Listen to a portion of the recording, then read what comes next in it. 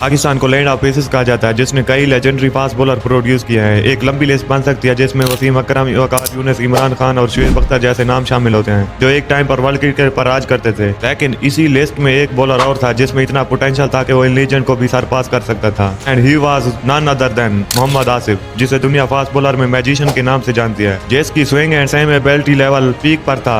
अपने 5 साल short career में मोहम्मद आसिफ ने इंटरनेशनल क्रिकेट में अपनी वो ताक बिठा दी थी जो एक फास्ट बॉलर सिर्फ इमेजिन नहीं कर सकता था, जिसके सामने सचिन तेंदुलकर और रिकी पॉन्टिंग जैसे बैटर स्ट्रगल करते नजर आते थे। बट इस राइज के साथ मोहम्मद आसिफ का कैरियर कंट्रोवर्सी से भरा हुआ था, जो कि ड्रामेटिकली वजह बना उनके डाउनफॉल का। आज भी जब मोहम्मद आसिफ का नाम लिया जाता है तो साथ में एक मलाल भी रहता है। वो प्लेयर जो अपनी स्किल के बलबूते एक लेजेंडरी स्टेटस हासिल कर सकता था, उसे पैसे की लालच ने कभी पूरा नहीं होने दिया। 30 दिसंबर 1982 शेखुपुरा में पैदा होने वाले मोहम्मद आसिफ को शुरू से ही क्रिकेट खेलने का इंटरेस्ट था, बट उनके फादर इसके लिए उनके बिल्कुल भी हक में नहीं थे। लेकिन फिर भी आसिफ ने अपने इसी पैशन को कंटिन्यू रखा, जिसके बाद साल 2002 में कायद-ए-आज़म ट्रॉफी में KRL की जानिब से मोहम्मद आसिफ का डेब्यू होता है। अपनी नेचुरल बॉलिंग की वजह से जल्द ही वो कोचेज की अटेंशन गेन कर लेते हैं, जिसके बाद डोमेस्टिक में उनकी इंप्रेसिव परफॉर्मेंस देखकर साल 2005 में उन्हें डेब्यू मैच खेलने का मौका मिलता है। पाकिस्तान 2006 के ऑस्ट्रेलिया टूर पर था और सीरीज का 3rd टेस्ट मैच चल रहा था। पहले 2 टेस्ट मैचेस में मोहम्मद आसिफ प्लेइंग 11 का पार्ट नहीं बन पाए थे, लेकिन सिडनी का वो टेस्ट मैच आसिफ के लिए बना debut test match. Mohammad Asif का डेब्यू बिल्कुल वैसा नहीं था जैसा एक्सपेक्ट किया गया था। अपने पहले ही टेस्ट मैच में मोहम्मद आसिफ को एक भी विकेट नहीं मिलती। अब वो रियलाइज करते हैं कि international wicket is know that easy, जिसके बाद आसिफ को टीम से ड्रॉप कर दिया जाता है। लेकिन मोहम्मद आसिफ में वो एबिलिटी थी जो ज्यादा देर ढकी नहीं रह सकती थी, जिसके बाद मोहम्मद आसिफ के कैरियर में वो इंपॉर्टेंट सीरीज आती है जो मोहम्मद आसिफ को मैजिशियन का टाइटल दिया था। अपने डेब्यू मैच के बाद मोहम्मद आसिफ का जो हिस्टोरिक कमबैक हुआ, उसकी हाईलाइट आज भी हर पाकिस्तानी फैन के दिल में उसी तरह महफूज है। साल 2006 था और इंडिया पाकिस्तान के टूर पर था। 3 टेस्ट मैच और 5 ODI खेले जाने थे और पाकिस्तान के स्क्वाड में मोहम्मद आसिफ का नाम शामिल था, यानी कि मोहम्मद आसिफ को एक दफा फिर से रेड बॉल क्रिकेट खेलने का मौका मिल रहा था। सीरीज के पहले 2 टेस्ट मैच तो बेनतीजा साबित रहे थे, लेकिन जो सीरीज का 3rd टेस्ट मैच था दैट वाज आइकॉनिक। कराची का वो आइकॉनिक मैच टेस्ट क्रिकेट की खूबसूरती की बेस्ट एग्जांपल थी, जिसमें इरफान पठान की फास्ट ओवर हैट्रिक से लेकर कामरान अकमल की मैच विनिंग सेंचुरी तक सब कुछ था। लेकिन जिस चीज ने इस मैच को यादगार बनाया था वो था मोहम्मद आसिफ का स्पेल। इंडिया टॉप ऑर्डर इस मैच की फर्स्ट इनिंग में मोहम्मद आसिफ ने 4 विकेट लिए थे 78 रन देकर, जिसमें वो इंडिया के VVS लक्ष्मण, सचिन तेंदुलकर और युवराज सिंह को आउट करते हैं to help of 6 run lead. इसके बाद सेकंड इनिंग में आसिफ का रिमार्केबल स्पेल, जिसमें सहवाग, लक्ष्मण और तेंदुलकर को क्लीन बोल्ड करते हैं, and that ball to VVS Laxman tell the best example of same the delivery. Ball off stump के बाल टप्पा खा रही थी, बैट्समैन डिफेंड करने जा रहा था, सडनली बॉल टर्न करती है और विकेट में जाके लगती है। इस मैच में एक्सपीरियंस इंडियन बैटिंग लाइनअप के बाद मोहम्मद आसिफ की घूमती हुई गेंदों का कोई जवाब नहीं था और उनका वो स्पेल मैच विनिंग साबित होता है और पाकिस्तान वो मैच जीत जाता है और अल्टीमेटली सीरीज भी। इस सीरीज के बाद मोहम्मद आसिफ को फैन की तरफ से काफी प्रेज मिलना शुरू हो जाता है और तब सब ने ही मान लिया था कि Asif is the next back him. और खुद उस वक्त के कैप्टन इंजमाम उल हक भी मोहम्मद आसिफ की लाइन और लेंथ पर आउटस्टैंडिंग कंट्रोल की वजह से उनसे काफी ज्यादा इंप्रेस थे। जिसके बाद नेक्स्ट टूर पाकिस्तान ने श्रीलंका में करना था। 2 टेस्ट मैच सीरीज थी और 3 ODI भी खेले जाने थे। अब जितने भी क्रिकेट फैन हैं वो तो जानते हैं कि श्रीलंका की पिचेज हमेशा से ही स्पिनर को ही हेल्प आउट करती हैं और आमतौर पर जब भी वहां पर टेस्ट मैच होता है तो टीम अपने स्पिन बॉलर पर ही ज्यादा भरोसा करती है, क्योंकि फास्ट बॉलर के लिए उन पिचेस पर विकेट लेना काफी मुश्किल होता है। लेकिन इस सीरीज के 2nd टेस्ट मैच में मोहम्मद आसिफ कैंडी के इस पिच पर इनिंग में 6 विकेट लेते हैं और सिर्फ 44 रन देकर, और वो भी उस बैटिंग लाइनअप के खिलाफ जिसमें सांग, सूर्या, कमार संगाकारा, महिला जावदना, दिलशान जैसे टॉप प्लेयर मौजूद थे। तब वो अपनी प्राइम में थे, बट आसिफ यही पे बस नहीं करते। सेकंड इनिंग में जब श्रीलंकन टीम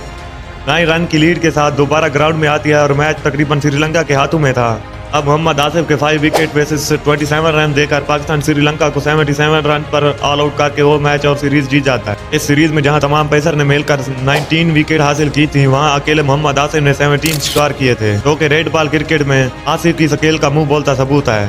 अपने शॉट समूह रन अप के बाद जब मोहम्मद आसिफ बॉल डालते थे तो बैट्समैन को उनकी हर बॉल के लिए प्रॉब्लम होती थी और जो कंट्रोल आसिफ को अपनी लाइन और लेंथ पर था, Nobody can match that। Mohammad Asif same desk position से बॉल को इन और आउट स्विंग कर लेते थे, जिसकी वजह से बैट्समैन को उनकी बॉल को रीड करने में काफी मुश्किल होती थी। होने के बायस उनके पास नेचुरल बाउंस था, जिसकी वजह से उनके सामने कोई भी बैट्समैन टिक नहीं पाता था। मैजिक तो इस बंदे के पास था, बट जो चीज आसिफ को और भी ज्यादा लीथल बनाती थी वो थी उनकी इंटेलिजेंस। एक्सट्रीमली पेशेंट बॉलर जिसे पता होता है कि पिच कैसे काम करेगी, जिसके बाद फिर वो सामने वाले बैट्समैन को ट्रैप करता था। उसकी बेस्ट एग्जांपल है 2006 के श्रीलंका टूर में जब मोहम्मद आसिफ अपना पहला स्पेल करवा रहे थे, तब मोहम्मद आसिफ लगातार 3 ओवर का मार संगकारा को स्टंप के बाहर खिलाते हैं।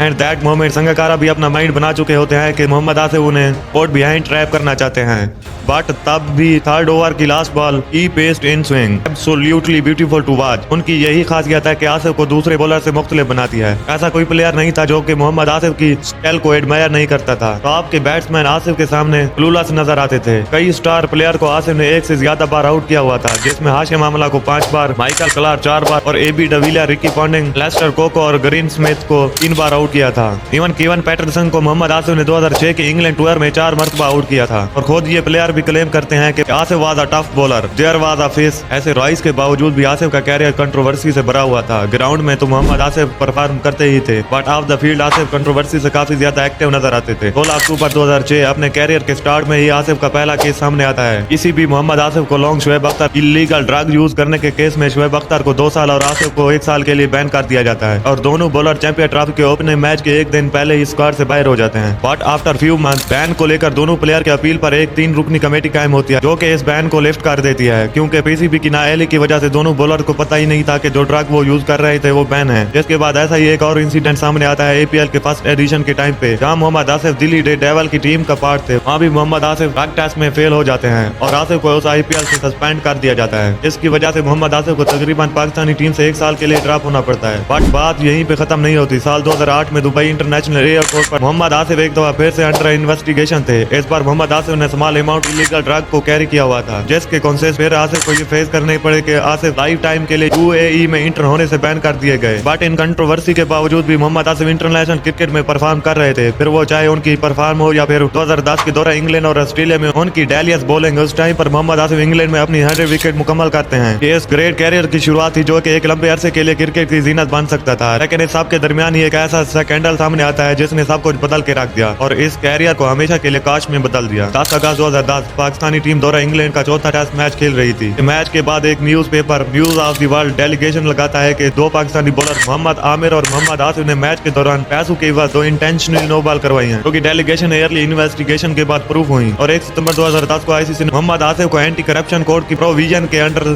सस्पेंड कर दिया, जिसके बाद केस पर प्रॉपर इन्वेस्टिगेशन की गई। तो 5 फरवरी 2011 को मोहम्मद आसिफ जानबूझकर करवाई गई नो बॉल के लिए गिल्टी पाए गए और उन्हें आईसीसी ने 7 साल के लिए किसी भी क्रिकेट खेलने से बैन कर दिया। मोहम्मद आसिफ ने अपना लास्ट इंटरनेशनल मैच 10 अगस्त 2010 को खेला था, बट शार्ट कैरियर होने के बावजूद भी आसिफ ने 26 टेस्ट मैचेस में 106 विकेट हासिल की थी। ओडीआईज में उनके टेस्ट की तरह तो नहीं है, लेकिन फिर भी 33 मैचेस में 46 विकेट हासिल की थी। और ये फिगर इससे कहीं ज्यादा बेहतर हो सकते थे अगर आसिफ की लालच उसकी ग्रेटनेस के बीच में ना आती। वो बॉलर जो अपने कैरियर का एंड 400+ टेस्ट विकेट कर सकता था, अपनी बैड हैबिट और ग्रेट की वजह से उसे कभी फुलफिल नहीं कर पाया, जिसके बाद ऐसा लीथल शायद ही क्रिकेट को दोबारा कभी मिल सके। आपकी राय मोहम्मद आसिफ के बारे में क्या है, कमेंट सेक्शन में हमें जरूर बताएं। आपसे फिर मुलाकात होगी ऐसी न्यू और इंटरेस्टिंग वीडियो के साथ। तब तक के लिए अपना ख्याल रखिएगा।